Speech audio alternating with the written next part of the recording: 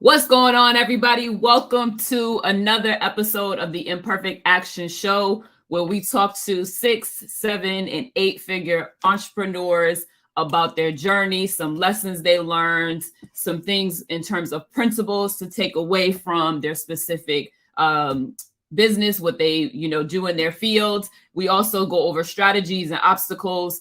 I'm Stizzo Speaks. Brendan Boyd is not here, as you can see, so I am the co-host for him today, and I'm super excited to be here. We have an amazing guest, and I'm excited about this in particular because marketing and strategies for systems is one of those things that we all need in our businesses to be successful. So I'm really excited to be talking to Steve today about what he's doing currently in his business to help other entrepreneurs, 6, 7, 8-figure earners really max out. So welcome again. I'm glad you all are here. It's going to be an amazing episode. Make sure you got your questions loaded, and we're going to go ahead and get our guest on for today. So join me in welcoming Steve to the episode.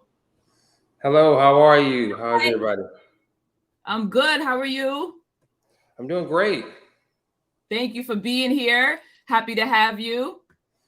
Thank you all for inviting me. I'm excited. I'm excited to get to the content today. That's right. Me too. So talk to us, tell our guests a little bit about you and what you do. Again, as I mentioned, y'all, this is Steve. So I'm going to let him give himself an amazing intro as to what he does right now in his business.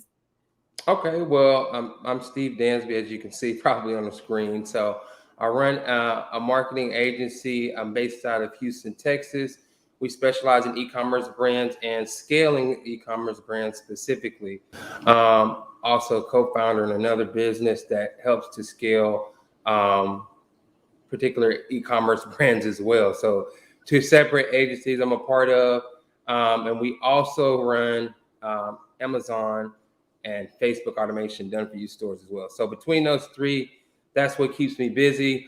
All of them are tied, of course, to e-commerce, which is my favorite thing on earth. I think it's the great equalizer, meaning anyone can win in e-commerce. I really believe that, and I've seen it happen. So that's what I do, and that pretty much, I try to give you a high level without getting too techie with it, but that's what I do. Right. And we'll get into a little bit of tech, because the viewers, including myself, might want to know some of these things that are, we don't understand. It's not our language, right? But in talking about e-commerce, because I know for me, I see a lot of posts or a lot of people on social media who are successful with e-commerce. And then the opposite side of that is I see a lot of people who want to jump right into e-commerce because they're seeing that success on Instagram, and they may not know what it takes to get there or really what e-commerce means. So talk to us a little bit about how you got interested in e-commerce. What is e-commerce, and how does that, impact business that you currently have? Okay, so I guess we rewind back a few years. Originally, I started off in web development. So my degree is in computer information systems. So I decided, eventually I wanted to start a web development company on the side when I was still at my 9 to 5. So I would develop websites for people back in a time where, most people weren't building their own website. So I would do that for a lot of local businesses. And that was good for probably the first 2 years or so. I kind of got away from it. We still do provide web development, but it's not our premier service. But some people obviously in e-commerce are going to need web development or redesign, depending on what's going on with the store. But what was happening is it was very hard for me to systemize not the process of building a website, but you may have a website. We deliver that website to you. It looks beautiful, and you can thank you. You give me a great review, and then you go on about your day. But, with other business types, it was, 10, 11, 12, 13, 14, 15 revisions of a website. And even if, you're charging for that review, it still becomes a project that the scope can kind of get out of control, meaning it should take 2 weeks, but now it's taking 3 months, right? So I kind of didn't like that piece of it. And I wanted to get more into the business side of being online as well, not just the tech. I can make this site look good, but no, I wanted to develop, sites that help you actually earn money help your business grow, not just look good. So I started to study online marketing. And the first thing I studied was affiliate marketing, where I found out that you could actually promote a product or a service that wasn't yours and get paid for it, which for me was mind blowing because I had never heard of anything like that, outside of maybe network marketing, but that was a little different. I literally could get someone to buy something that never knew anywhere around the world, and I could get a percentage of it. So I really started studying that. And what I learned from that was copy. And I learned a lot of the marketing that I know now really from affiliate marketing. I went to several conferences back to probably 2017 was where I really started going to at least 2 or 3 a year. And I would go up to ask people, these people who were selling these products as owners and then also as affiliates, creating like amazing lives for themselves where they're working from home making 6 figures. And I'm like, wait a minute, you make 6 figures helping people sell candles or dog food? Like, how is this even possible? So I had to really like dig into it to see what was going on. And what I found is that the marketing aspect is really what was driving everything. And that's how you would get affiliate sales, and not to turn this to affiliate marketing, but that's how you would get people to buy. But that doesn't change in any business. It's how you angle and frame something that makes people want to buy it, right? So why do people buy, smart water versus just water that's labeled from the local corner store, right? So you have to market it in a way that it looks and postures itself as more pure, valuable, and healthier for that person. So that got my mind into really wanting to understand that skill set, because I knew two things. I knew if I could get that skill set down, someone would need me forever. Someone, whether I had to change niches, industries, if I knew how to structure things online to help you sell better, I would be able to earn a living. So I said, okay, I got to understand that piece. The other piece is I just had never seen anyone be able to legally make that type of money in that short period of time in anything outside of online marketing, internet marketing, and affiliate marketing. So to me, like, it just threw my whole paradigm off, right? So that's what got me into it. So from there, I said, okay, now I want to get into e-commerce, because really I want to help people make money via their own personal website. So I had to start going through and see what types of businesses do I want to work with. And I kept going through niche to niche, industry to industry, to kind of see what, not necessarily what spoke to me, but what I knew I could get into and help somebody with right away. And eventually I kind of accidentally stumbled upon the beauty, cosmetic, skincare industry, women's hair care. I have sisters, mother, I have a wife. So I kind of see these products and I said, you know what? If they don't buy anything else, they'll buy these products, right? Like, things have to be really bad for them not to buy this certain type of product. So I said, why don't I stay in this niche, help people who have good products in this niche, help them bring that product to the internet and show them how to sell. So a lot of times we have these people that are either local or maybe they even have started a website, and the product itself is amazing. It's an amazing product, probably better than most products on shelves. They just don't know how to position it in a way that makes people want to buy from them. So to answer your question, I'll get back to your question too, and why people, when they start off, struggle versus the people that are successful.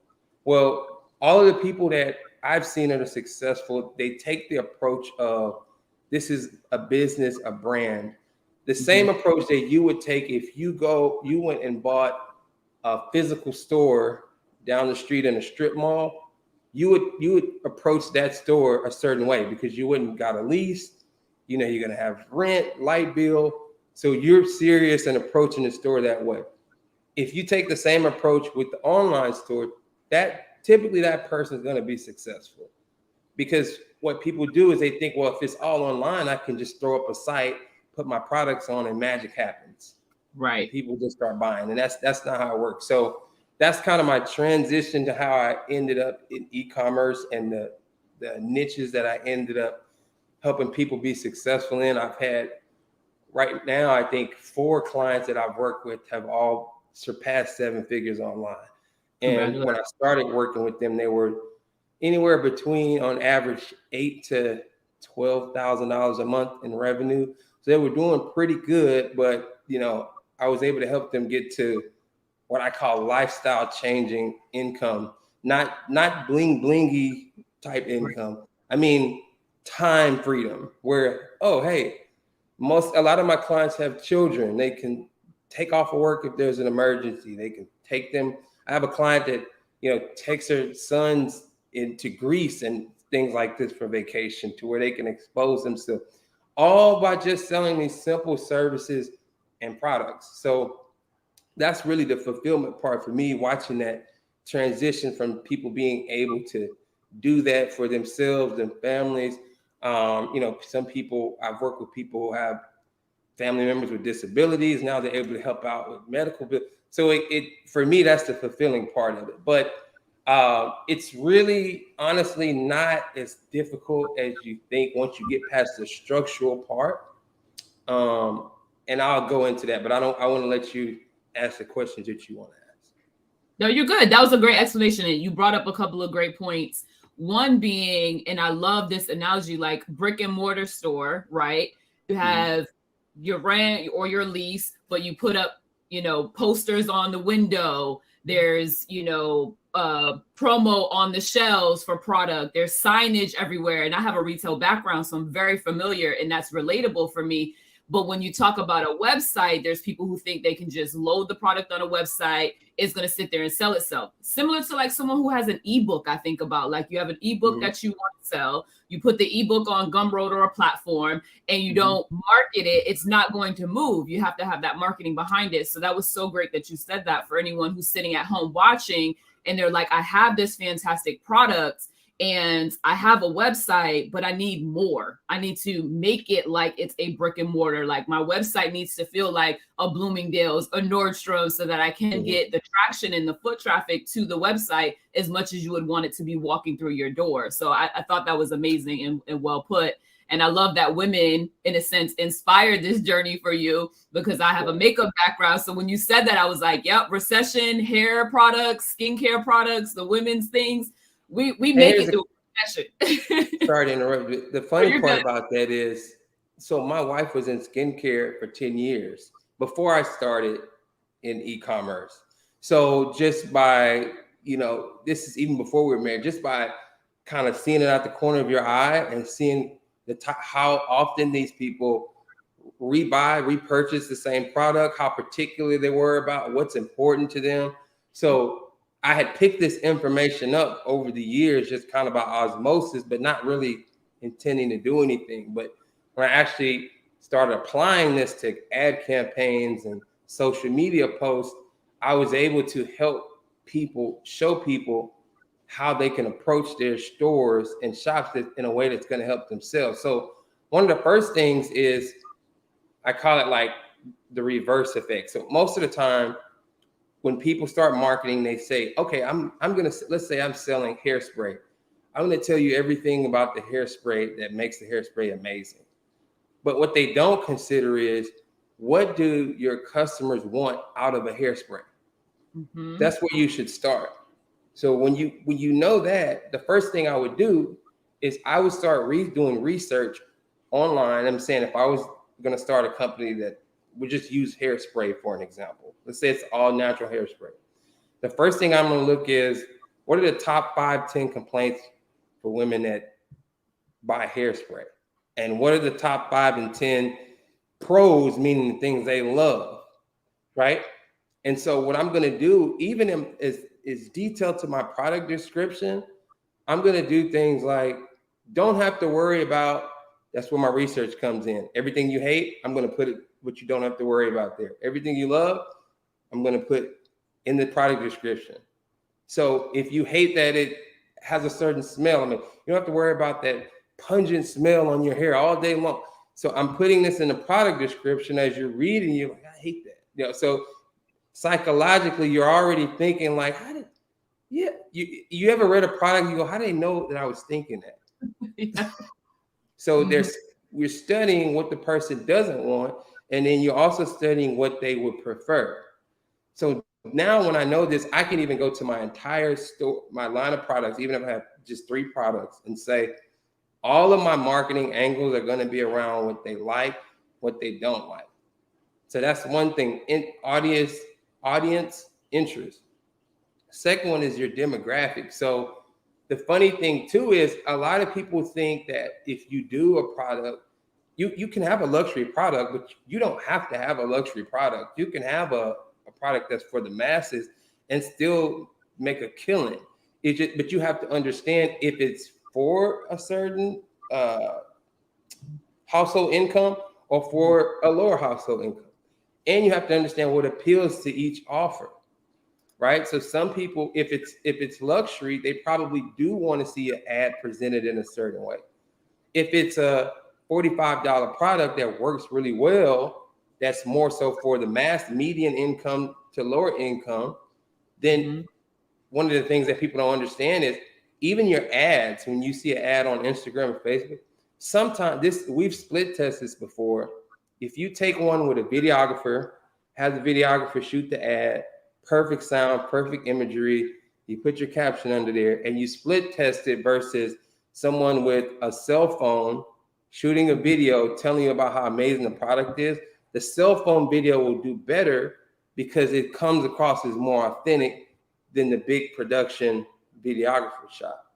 Right. But that's something that you won't know if you don't study the audience, because some people look at that and they go, that's an ad, right? And so they just keep scrolling. But if they see something that's funny or that's interesting and they go, it looks like a post, and then by the time they've seen the post, like, oh, this is a product, you've got a much better conversion rate.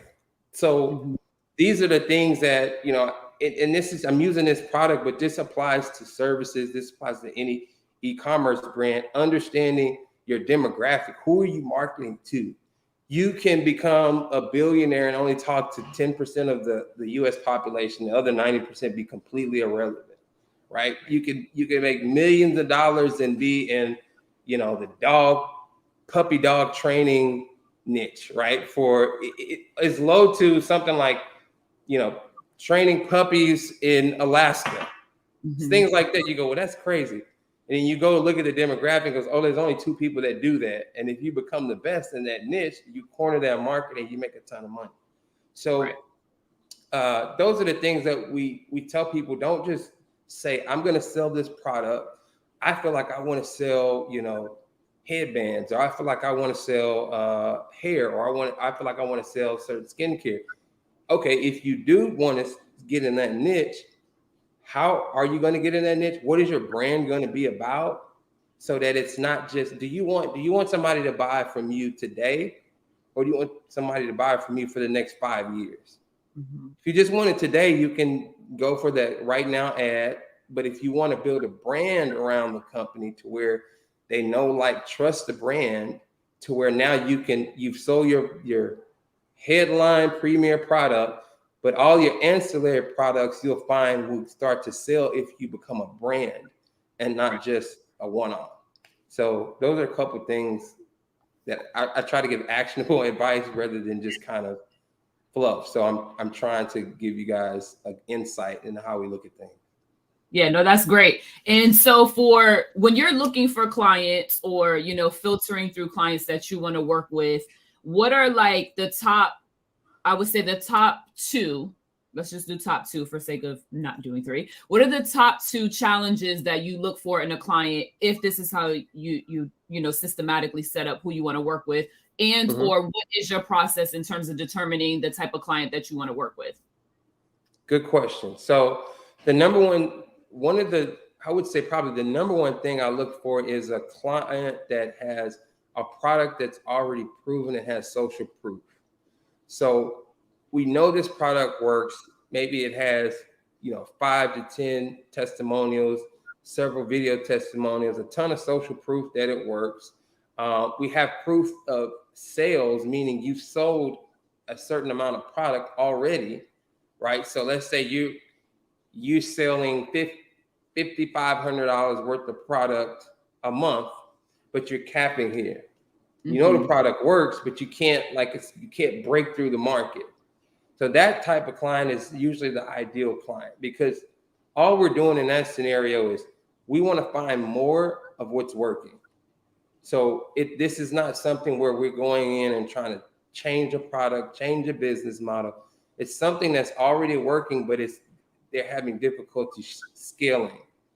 So when it comes to scaling, they're saying, I don't know how to earn more without dumping too much money in ads and then end up breaking even, right? That's the complaint you hear. Or I don't know. I think I should start running ads, but I don't know the first place to start running ads. But see, when people think of scaling, the first thing they think they have to do is run ads, and that's not always the truth. I mean, most people aren't even email marketing correctly. Right. So on average, when we work with the client, on average, they'll increase their store revenue by 15% just from email marketing.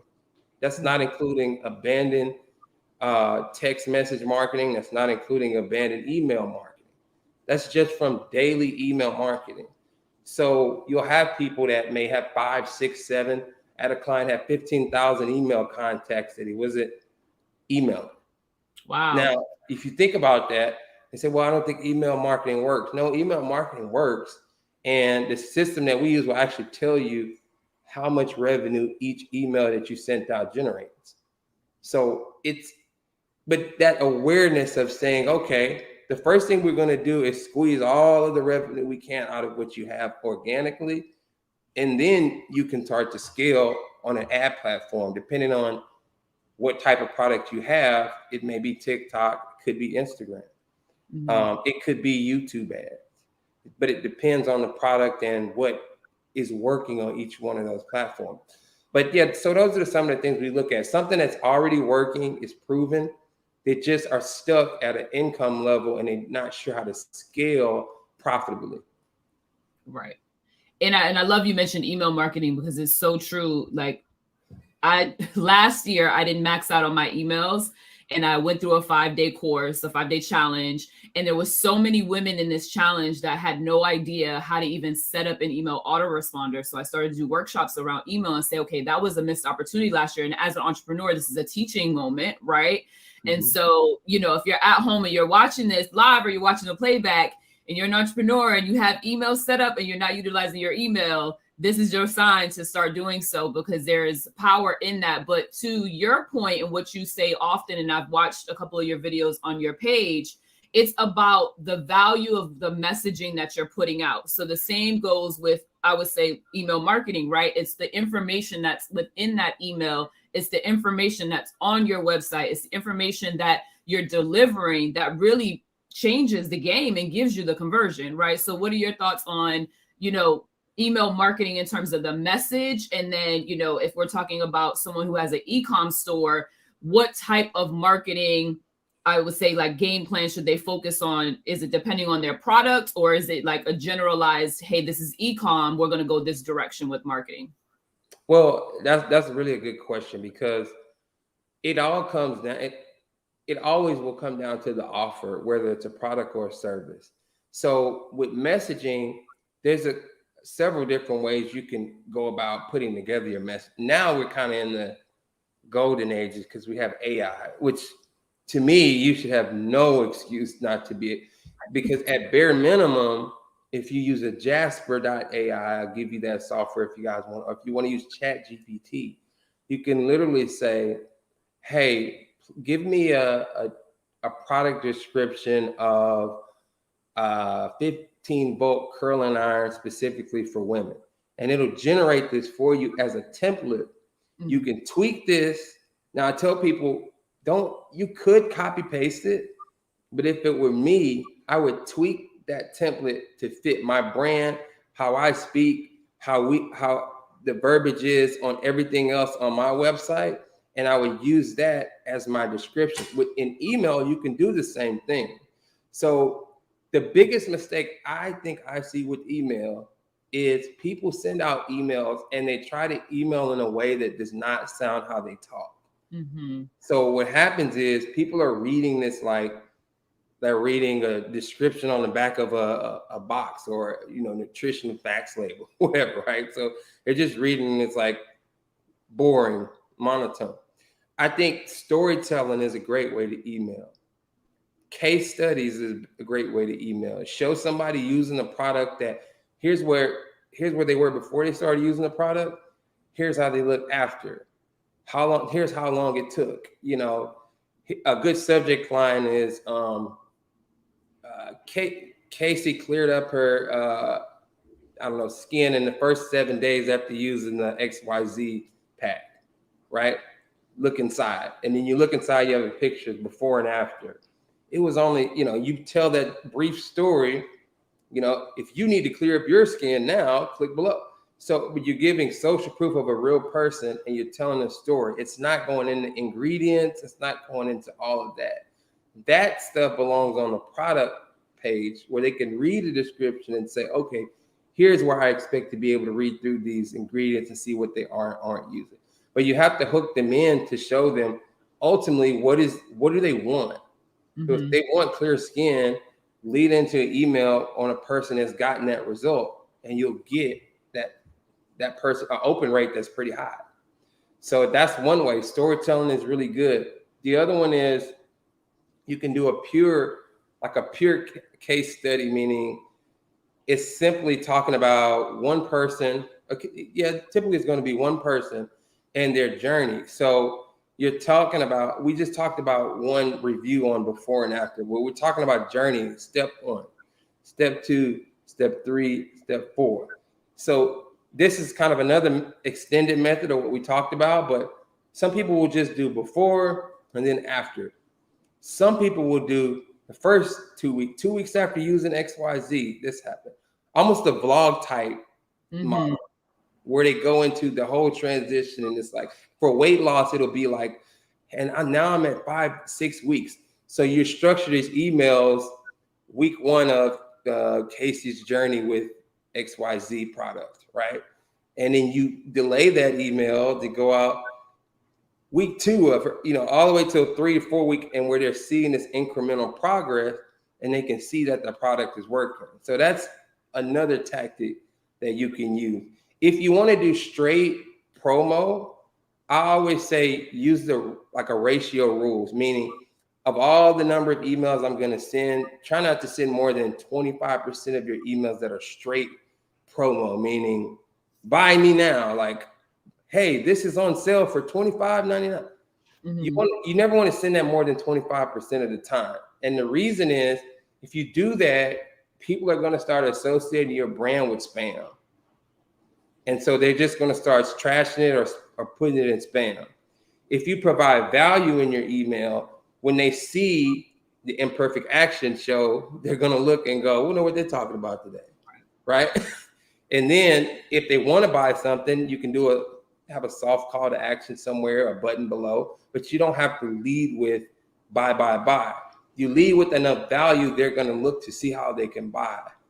That's my philosophy, and that's how we email out for our clients. To come up with your post should show value. Humor is another good one. Humor is a really good one. It's a slept on one. Some people go with like viral trends, meaning if it's some type of song, dance associated with that you can tag the product with, they'll go with that as well. That's not really something you can lean on, but it is something you can capitalize off of depending on what's going on in the world at that particular time. So those are like very fundamental templates you can build.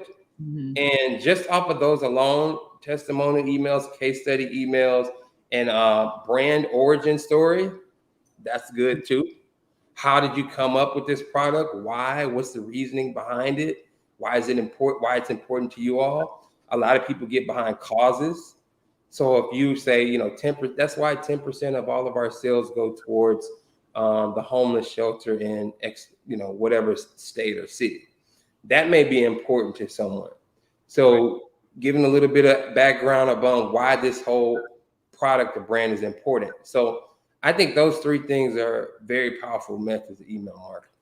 Right. And I love that in terms of brand story, especially if you're e-com, because you have someone coming to your website, they're not walking into your store, right? They're not able to touch and have a conversation with another human for the most part. They can be, on a chat if you have a chat customer service, but you have to be able to create those moments that are personable so you can get the buy-in of the person. Because to be honest, people work for people and people buy from people, right? They don't work for brands and they don't buy from brands anymore. It's just not making things happen.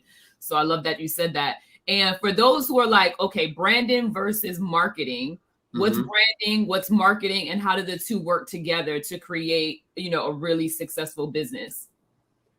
Okay, the way that I look at branding versus marketing is it's kind of like short-term money versus long-term money. That's how I look at it. So marketing, I'm trying to get a return on investment as quickly as I can so that I can remain in profit. When I'm branding, I'm trying to build a brand or infrastructure image of something that will sustain everything over the horizon of a year, 2 years, 5 years, right? So if you run there's certain type of campaigns you can run that are for reach or for visibility or for engagement. And what I'm trying to do is put impressions on a person. So this is why you see billboards, signs on buses, basketball players with logos on their jerseys. These are all impressions. They're subconscious impressions. So what happens is, let's just say I'm a logo on a jersey and we'll think of a product. What's a good product we could use? I'll let you give me one. Essential water. Let's say I'm Essential Water and I'm all plastered over jersey, or I'm on the warm-ups, right? What happens is after enough impressions, we don't realize this happens, but if you study it, you'll find this. You'll go to the grocery store down the water aisle, and eventually you'll pick Essential, but you don't know why you picked Essential. Right. So what happens is your mind goes, that looks familiar. Try that, right? Or not even, that's just from a direct product stance. But if you do it from an e-commerce stance, after you see the branding and the messaging for a certain period of time, you say, well, let me just click on here and at least watch more of this. Let me see what they have. I keep seeing their ads, right? I go to YouTube, I see the ad. I go to Instagram and I see another ad. I see them on stories. So let me at least, so most customers, unless you have a really, really good offer, but most customers need a few impressions before they buy. Right. This is why abandoned carts are so mandatory to me. You have to set up abandoned cart recovery on email and on text. It's if you have an e-commerce store. If you don't, it's basically saying you're literally leaving money on the table, because if we take this to a real world scenario, let's say you're getting your phone out and you're about to buy. You say, oh, I like this product. I'm going to buy this. And let's just assume you're a mother, right? And you get ready to buy and your 3-year-old throws something on the floor. You put the phone down and you go, what are you doing? Da, da, da, da. Mm-hmm. And then now you put the phone away. Somebody calls you. You've forgotten that you were on the checkout page. Mm-hmm. So now if you get a text message that comes through, you get a text, hey, I saw you were trying to buy a cotton t-shirt. Did something happen? Here, why don't you take a 10% off discount code before you check out? That gives them the incentive of, oh, yes, I was supposed to finish buying this. So just something that slight, people don't think about real world scenarios of how transactions can get interrupted because there's so much stuff going on every day. And it doesn't mean that somebody doesn't want your stuff because they didn't check out. It's typically they were distracted. Yeah. And Fashion Nova and Shein, like for my ladies, because I know those are, they're brands for men and women, but I know this is one of the things the ladies always talks about. They are genius when it comes to marketing and abandoned cart, because you can't get away from them. Like you literally will log into their website and have, the pop-up notifications. If you move from the website, they're sending you something in your email right away. It's like incredible how much they put into their marketing. But they're working on billion-dollar companies for a reason. So it's important to have those things set up, like you said. And speaking of marketing in terms of budget, right? Because I remember hearing one marketing expert say you should have an infinite budget when it comes to marketing, meaning like that marketing should not be the area where you're skimming or robbing Peter to pay Paul. Like you want to invest in marketing strategies to increase and be able to scale your business. What are your thoughts in terms of, I'm a new entrepreneur, I'm pushing that 5,500 a month with my product. I know I can do better, but what do I put in my marketing budget? Like, how do I set that up, and what should I look for when it comes to working with someone for marketing strategy? That's a good question. Well, the first thing I would ask someone like that is kind of going back to what we talked to before was, are you sure you've exhausted every means of generating revenue in your store? Like, are you emailing? What are you doing with your current data and customer base?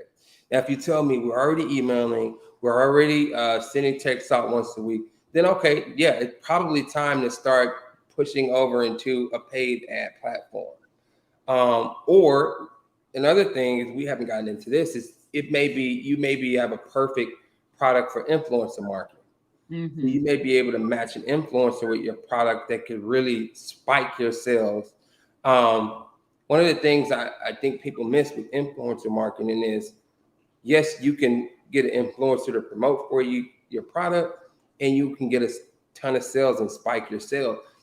Where people make a mistake on that is they go get that influencer and run that campaign before they have a pixel on their site, before they have a retargeting ad set up. So what happens is they send out to, let's say 20,000 people, and they get one shot of getting a sale. But I work with clients. I tell them influencer marketing is great if you want to put aside a budget for that. I said, but don't do any of that until you have tracking and pixels in place. Because now you got this big new group of people that visited your profile, went to your website. You should be able to remarket to them again. Use that traffic, recycle that traffic more than just that one time. So if you're starting out, if you're at that level, the goal, to speak to what you said, you heard from a marketer, the goal is to be able to spend more than your competitor. Because if that is the case, you're making more. That's the way marketing works. So if I put $1 in and I get $5 out, I want to spend as much as I have available if I know that's replicated. I can replicate that or duplicate it. Mm-hmm. So if I know I can do that consistently, so if I run an ad and I say, look, we spent $1,000 and made $4,700 a month, then my next goal is, how can we spend $2,500 and get those same returns? Once you do that consistently, then how can we double it again? Right? And there's certain ways that you have to do that, but your goal should never really be to skimp out on marketing. It's kind of funny to me, because when I used to do local businesses like around town, I would work with them, and then they would be so gung-ho about, got to pay a light bill, got to pay the lease, the mortgage, which you do. And I got to get flyers and t-shirts. And I'm like, outside of your lease payment or your mortgage payment and your lights and the utilities, the things that you have to physically be there, the next expense should be marketing.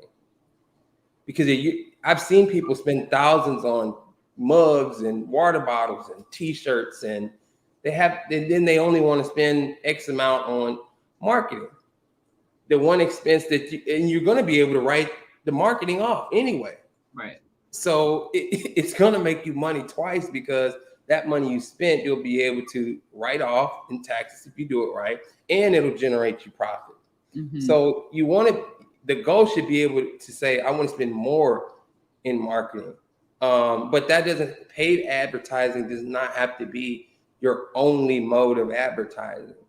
Brand building, brand integrity are big things, because even as good as all of our technology is, all of our advertising campaign platforms are, there's still nothing better than word of mouth. It's nothing better than word of mouth. If your brand has good integrity and people start talking about it, That's that's where you get to the point where it's like you're Jeff Bezos, where they can't stop you from making money at that point. It's too much of an influence over the culture, and that can even happen locally. So I've seen that happen where in a city or state or side of a city where people they only go to that business for that service. So it's not something that you have to do on a massive level, but I would definitely say building a brand. When I say brand integrity, I don't mean like brands that are just trying to scam you or anything. I mean like, do you do what you say you're going to do? Right. If you say you ship in 7 days, do you actually ship in 7 days? If you say no, if you say refunds are acceptable for these reasons, do you actually give refunds? You know, when you hire, if you hire, do you hire and say these are our rules and principles? Do you actually follow those?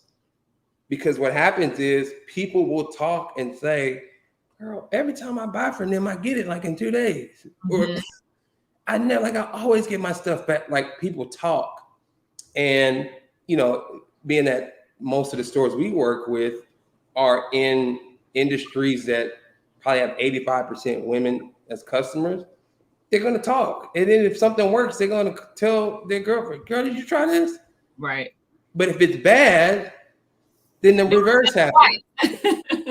Don't buy that. You know, why you buy this? You know, so you have to be mindful of that when you're building your stores, and just know that, hey, you got to have some brand integrity around what you're doing.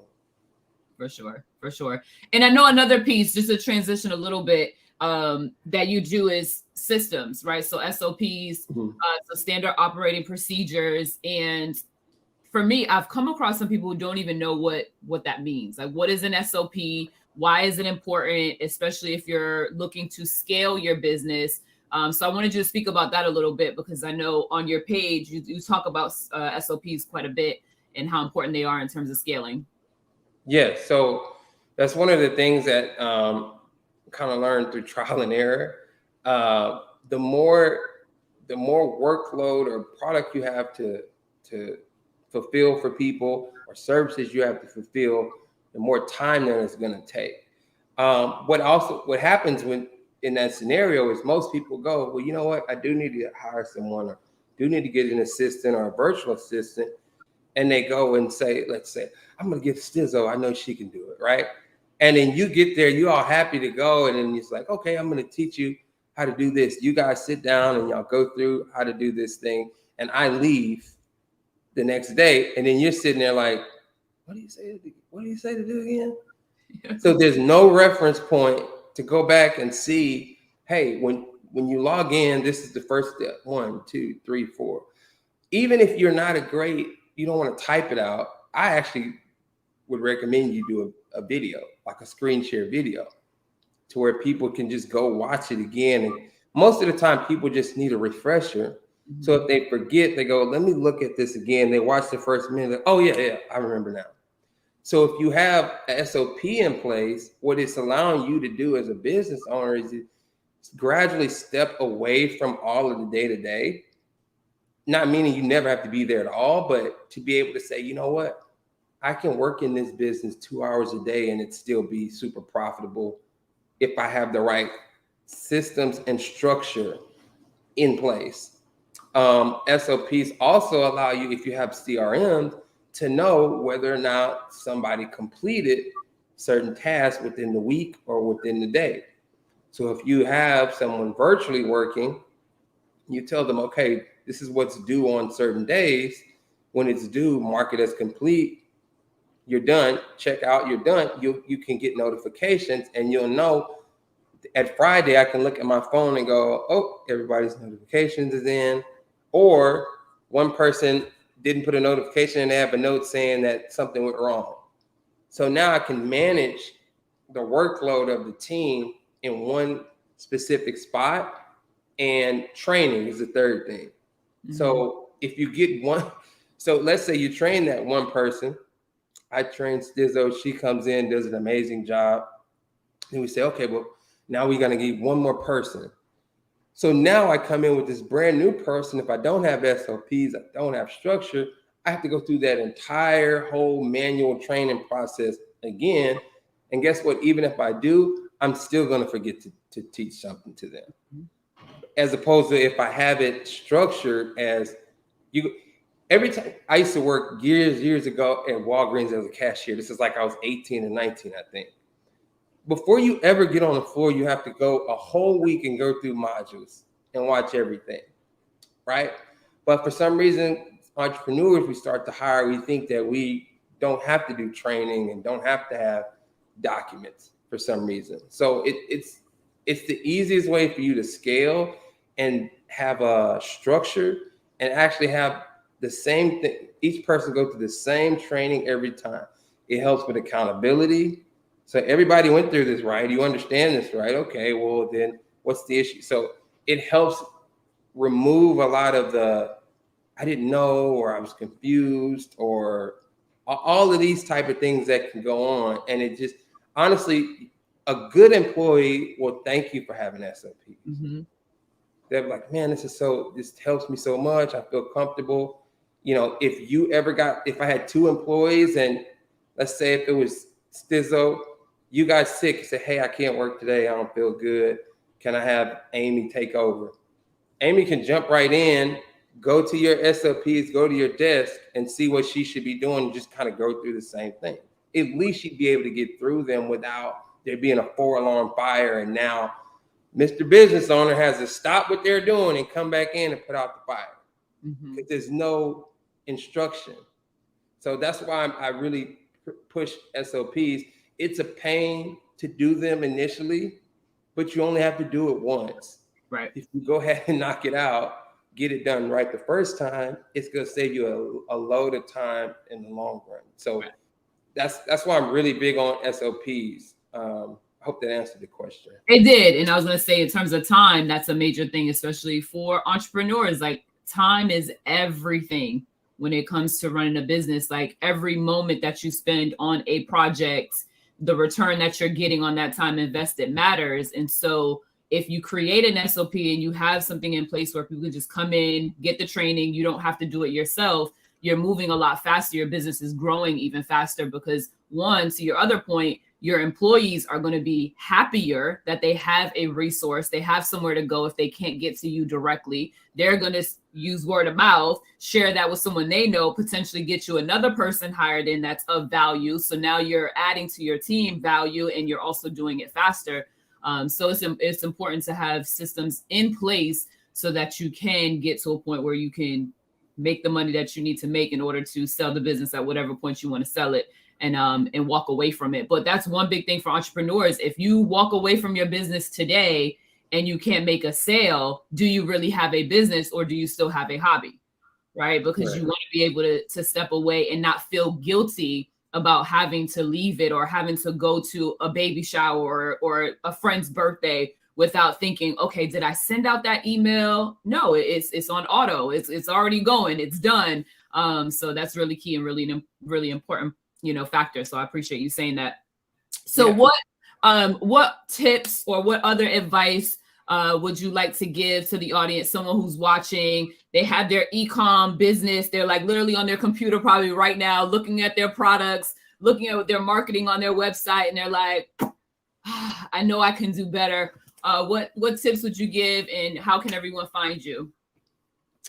Good question. Well, I'm going to piggyback off of what you said and I'm going to give them some tips. Absolutely. So to piggyback what you said, that I kind of say the natural progression from people I've known, people I've seen, even some myself, is you become an entrepreneur, you start a business. The first thing you want to do is buy the things you need, the things you want. Once you've done that enough, you're going to want to buy the time you need and time you want. So you might as well structure yourself for that in the beginning, because if you become successful with that business, the next thing you're going to want is time. I see it happen with clients.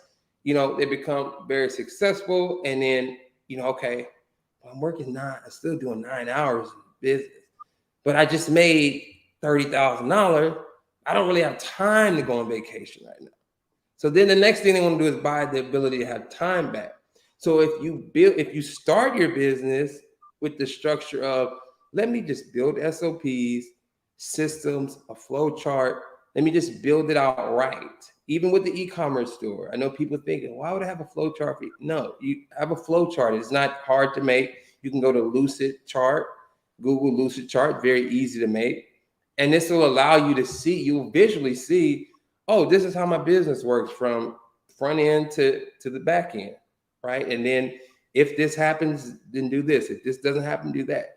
If you don't know how to make a flow chart, you can go to Fiverr and get somebody to make you a flow chart. You can literally send them a voice file, tell them how your business works.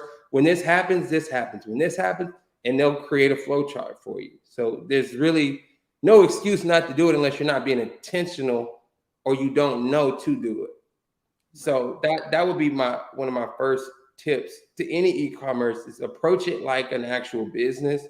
Like even if you were buying a building or a store or a corner store, approach it like that. Look at how you approach sales, order fulfillment, customer service. Divide up how you want to handle all of those things. Take 2 or 3 days to do that, and then go back to your product. Now I'm talking to kind of newer owners. If you've been around longer, you already know your product, your audience. You're just trying to scale. So, but my thing is, you don't tell me this all about. Everybody wants to scale when they're at a certain level, and I'm like, okay, are you sure you're ready to scale though? Because it's true story. I helped a lady with the campaign that was on I think it was Labor Day. We started on Labor Day. She was a new client, and I was like, Labor Day is coming up. She's like, I really want to do good Labor Day. I was like, okay. And then I was like, well, you're good. Can you handle orders? Like, yeah. So we ran this campaign for Labor Day. Got like 160 something orders in 24 hours, something crazy like that. She was up till 6 a.m. in the morning fulfilling orders. So this is because she was the only person that she had to do it. But not just that, she couldn't get anybody else to help because they didn't know how to do it, and she had no way to show them how to do it. So now you're stuck in the driver's seat. So I would very much advise people to do that.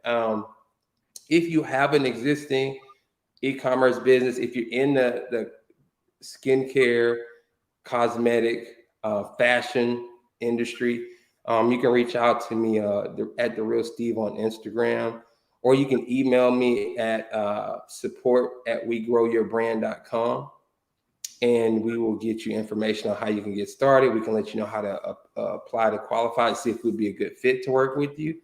That's how to work with me on the e-commerce side. If you are someone that's looking to get into done-for-you style e-commerce, so you want an Amazon store, maybe a Facebook store created for you, where you can generate anywhere from $500 to $2,500 a month, you can reach out to me, same place on Instagram or email. Just type in Amazon DFY. When you'll get a response back. So we have it programmed to, once you email that to us, we'll get you a response back. But that's basically how you can get in contact with me on Instagram. My entire Instagram is just a wealth of information. I share value and a little bit of lifestyle stuff, but mostly value. So I want people to go to Instagram to learn something so that you take something away from following me. So hopefully you guys will found some value in what we're talking about today. Absolutely. Great value. And I have a question from the community. It's actually Brendan. Let's see if this will come up here. What's the number one thing that entrepreneurs and business owners just simply forget to take care of? That's a good question. The number one thing, if we exclude SOPs, I would probably say the structure of the business. Mm-hmm. So most people will just grab an LLC. They won't think about, they need a business bank account, how many accounts, they need to account for taxes, cash reserves, how to structure the actual business. Are they structuring the business to where they'll be able to get funding in 6 months? Are they anticipating how much they'll have to pay in taxes if they make X amount of money? So the general structure of the business, I think all business owners and entrepreneurs, that's the number one thing that they don't think of, that foundation. It's like you get the idea, and I've been guilty of this in the past too. You get the idea, you know the idea is going to work. You just get the LLC so you can get it running. Let's go. Mm-hmm. So I can get the cash coming in. But it might do you, it will do you some good to sit down with either a business advisor or CPA or someone who's been either in funding this. Even if you don't want funding right now, you can get, there's people who can sit down with you and say, hey, if you structure your business this way, if you need funding in 6 months, even though you have all this money sitting in liquid, you don't need to touch that money. You can go use the bank's money, or you can go use the credit union's money, right? And actually go and get and use that to what you were talking about, your ad spend, being able to spend an excess amount of money. If I start my business today, structure it right, and I get to the point where in 6 months I'm ready to scale. Well, I can go to this bank and get $85,000 or $100,000 worth of funding with the business credit or business funding. I can attach that to my social media ads, and now I can run ads at $200, $300, $400 a day at profit. Right. I'm not touching my profits that I worked so hard for. So I would say that'd probably be the number one thing. And that's valuable. That's valuable because people do just start, and it is great to just start, but make sure you have a structure, a system in place so that you're not backpedaling. And Steve, this is awesome. We went over the normal imperfect action time, but it was all valuable information. I'm glad that we did. Again, we'll put the links in the description so you know where to find Steve on Instagram at @TheRealSteve_. Appreciate you for being here and adding some value in the marketing and SOP space. It was much needed. I learned a lot, so I got some great takeaways. Awesome. And I'm sure the audience did as well. So thank you so much for this episode. Much love, and we'll see you on the next episode of Imperfect Action Show, everybody. Thank you.